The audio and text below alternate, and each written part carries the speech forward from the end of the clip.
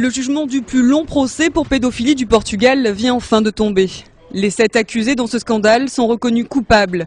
Coupables d'abus sexuels et de prostitution sur 32 mineurs de la Casa Pia, une institution publique accueillant des jeunes en difficulté.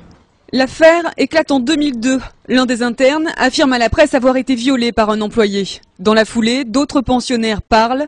Des dizaines d'enfants ont été abusés sexuellement pendant plusieurs années. Le procès, très médiatique, tient en haleine les Portugais depuis plus de 6 ans. Les accusés font partie du gratin de la société.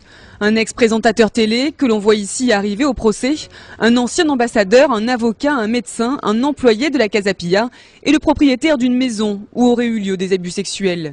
Le chauffeur de la Casa Pia a commis à lui seul plus de 600 crimes. Il est le seul à reconnaître les faits. Le procureur a requis un minimum de 5 ans de prison ferme à leur encontre.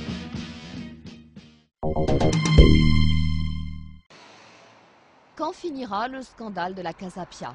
Depuis novembre 2004, 7 accusés sont jugés pour abus sexuels et incitation à la prostitution sur 32 mineurs de la Casa Pia, une institution publique qui accueille des jeunes et des enfants en difficulté. Fin 2008, le procureur a requis plus de 5 ans de prison ferme pour chacun. Le verdict a été reporté plusieurs fois depuis. Un procès trop long, ça fait 5-6 ans, et regardé avec méfiance par les Portugais. Les reports ont un fondement légal, mais quand ils se répètent, la justice souffre d'un déficit de crédibilité auprès des citoyens et des Portugais. Le scandale a éclaté en novembre 2002 quand un interne a affirmé à la presse avoir été violé par un employé. D'autres pensionnaires se mettent alors à parler. Bernardo Teixeira est l'un des rares à parler à visage découvert. Le procès ne va rien donner, ça va être des années perdues. Les révélations ont conduit à des arrestations chocs, comme celle de Carlos Cruz, un ancien présentateur vedette de la télévision, mais aussi un ancien ambassadeur. Mais un seul a reconnu les faits, un employé surnommé Bibi, ancien chauffeur de l'établissement.